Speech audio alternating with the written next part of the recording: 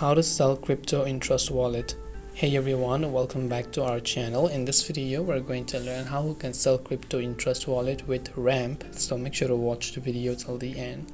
So if you want to sell crypto in Trust Wallet with Ramp over here, which is a provider, open up the Trust Wallet app and make sure to log into your account. Then once you've done that, from the top you'll find the sell option right there, so make sure to go to the sell option.